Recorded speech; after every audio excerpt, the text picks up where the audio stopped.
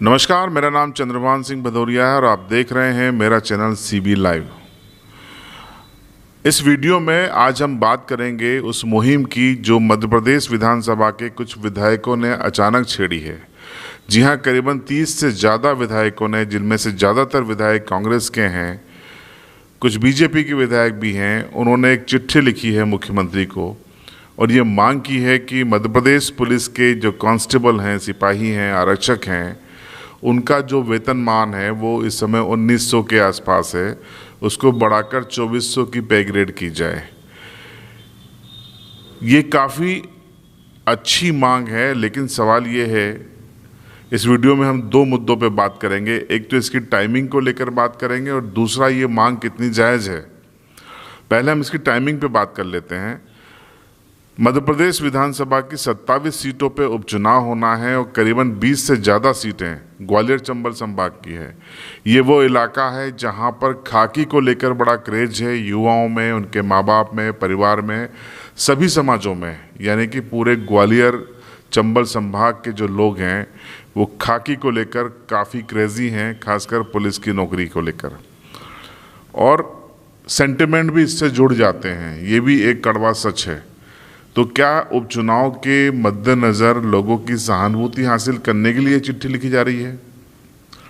इसकी टाइमिंग को देखते हुए ये कुछ लोग ये बातें भी कर रहे हैं, लेकिन हम इन बातों में नहीं पड़ेंगे, हम मुद्दे पे आएंगे और मैं यहाँ पर जो मेरे विचार रखूँगा उस पर आपकी क्या राय है आप ज़रूर कमेंट बॉक्स में बताइएगा। मेरे चैनल को अभी तक आपने सब्सक्राइब नहीं किया है तो सब्सक्राइब ज़रूर करें, बेल आइकन दबा दें ताकि इसी तरीके के वीडियो अपलोड होते ही आपको नोटिफिकेशन मिल सके। तो बात करते हैं कि सिपाहियों का, कांस्टेबल्स का जो पे ग्रेड है वो इतना कम क्यों है, जबकि वो 24 घंटे ड्यूटी के लिए तैयार होते हैं। लॉ एंड ऑर्डर में वो 24 घंटे ड्यूटी करते हैं, उनका खाना पीना दुश्वार होता है, अपने परिवार से दूर होते हैं। तो इस मुद्दे पे हम बात करेंगे। सबसे बड़ी बात यह है कि पुलिस 3 अक्षरों का शब्द है, लेकिन ये वो शब्द है जो आम लोगों में सुरक्षा की भावना पैदा करता है। आप कल्पना कीजिए, आप किसी जंगल में फंसे हैं, किसी सुनसान रोड पर हैं, रात में आपको आपके घर में अचानक चोरों की आहट है, आपको डकैती की आशंका है, राहजनी की आशंका है, आपको पहले कौन याद आएगा? शायद भगवान से पहले आपको पुलिस याद आएगी। जी हाँ, पुलिस का वही ग्लैमर है, वही ताकत है।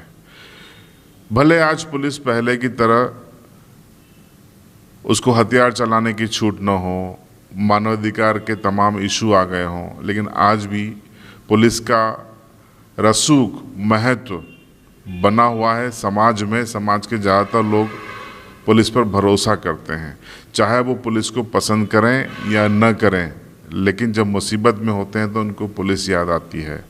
और जो अपराधी होते हैं, आपराधिक मानसिकता के लोग होते हैं, जब भी वो कोई अपराध करने जाते हैं तो उनके दिमाग के एक कोने में पुलिस हमेशा बनी रहती है।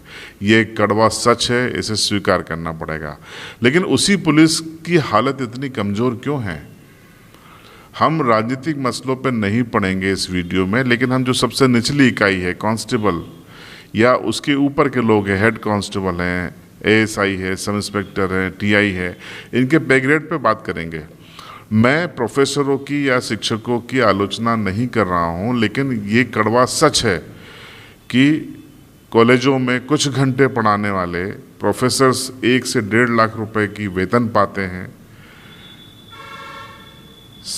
लेक्चरर्स और प्रिंसिपल जो होते हैं वो भी इसके आसपास ही वेतन पाते हैं, जबकि उनके घंटे तय हैं।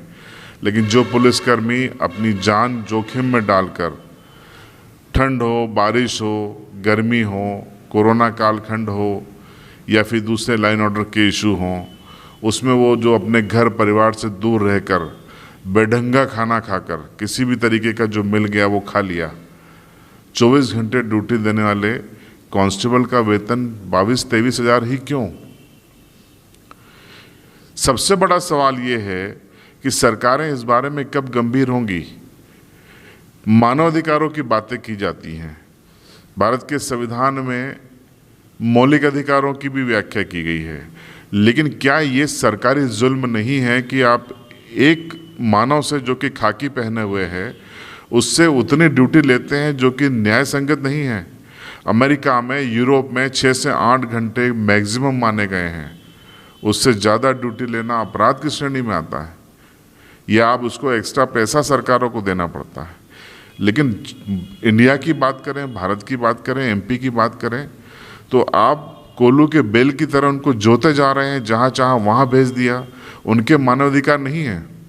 पुलिस अगर किसी को डंडा मार दे तो यहाँ से लेकर दिल्ली तक मानवाधिकारवादी चिंतित हो जाते हैं।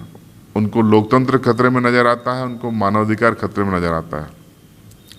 लेकिन जब एक कांस्टेबल लगातार 20 घंटे ड्यूटी देता है, भूखे रह के ड्यूटी देता है, तो क्या उसके मानवाधिकार उनको याद नहीं आते? उसका बच्चा घर में पीड़ित है, बीमार है, पत्नी बीमार है और वो मोर्चे पर डटा हुआ है, तब उसकी पत्नी और बच्चों के मानवाधिकार आपको याद नहीं आते?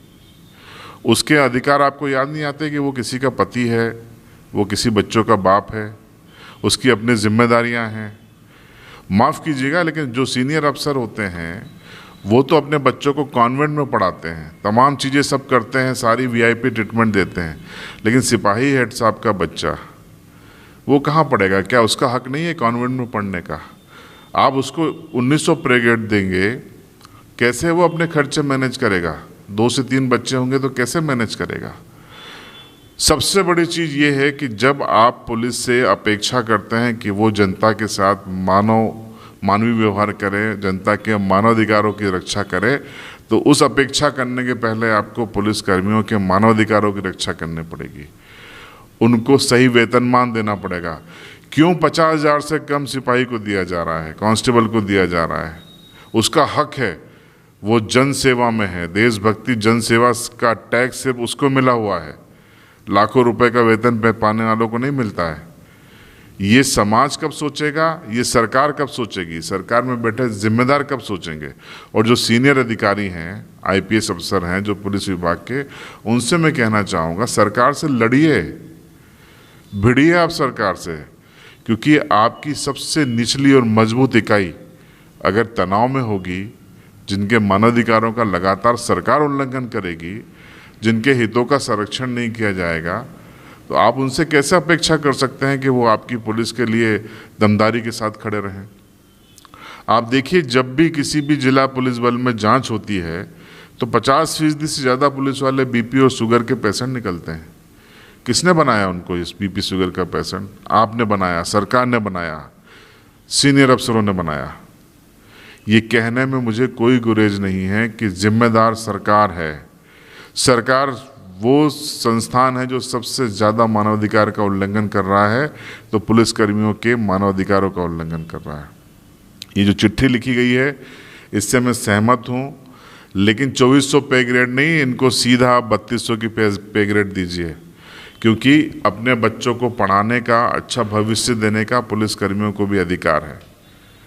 मैं ये सब इसलिए नहीं कह रहा हूँ कि मैं एक पुलिस फैमिली से आता हूँ, मैं इसलिए कह रहा हूँ कि ये सबका अधिकार है, सब में पुलिसकर्मी भी शामिल हैं। और मैंने देखा है, मेरा बचपन थाना परिसरों में, कैंपसों में बीता है। मैंने बारीकी से देखा है किस तरीके से संघर्ष करते हैं अपने बच्चों को पढ़ाने के लिए, अपनी आजीविका चलाने के लिए। अब तो थोड़ा सा वेतन बढ़ गया है, लेकिन जब मैंने देखा था, जब मैं छोटा था, तब काफ़ी संघर्ष किया करते थे पुलिसकर्मी। तो ये इस चीज़ पर मेरा ये कहना था कि जो विधायकों ने लिखा है, इस मुहिम में सांसद भी जुड़ें, सारे विधायक जुड़ें, सरकार जुड़े, विधानसभा का विशेष सत्र बुलाया जाए। देश की रक्षा हमारी सेना करती है और देश के भीतर हमारी रक्षा पुलिसकर्मी करते हैं। तो दोनों के मानवाधिकारों का संरक्षण हमको करना चाहिए, अगुवाई सरकार को करना चाहिए। सरकार मंत्रियों की विलासिता पे करोड़ों रुपए खर्च करती है, सीनियर अफसरों के बंगले हजारों स्क्वायर फीट के होते हैं, उन पर लाखों रुपए खर्च होता है, लेकिन जो पुलिसकर्मी कोरोना काल में अपने जीवन को खतरे में डाल के समाज की सुरक्षा में डटा रहा, हमने देखा डटा रहा, उसके मानवाधिकार का आपको ध्यान नहीं है। उसको कम वेतन देना और ज़्यादा ड्यूटी लेना सबसे बड़ा मानवाधिकार का उल्लंघन है जो सरकार कर रही है। आपकी क्या राय है मेरे इस विचार पर, ज़रूर कमेंट बॉक्स में लिखें। चैनल को सब्सक्राइब नहीं किया तो सब्सक्राइब जरूर करें, बेल आइकन दबा दें। और ये पहला वीडियो नहीं है, पुलिसकर्मियों के हक के लिए लगातार मैं वीडियो बनाता रहूँगा, आपके बीच आता रहूँगा। बने रहिएगा, लेकिन जुड़िएगा ज़रूर मेरे साथ।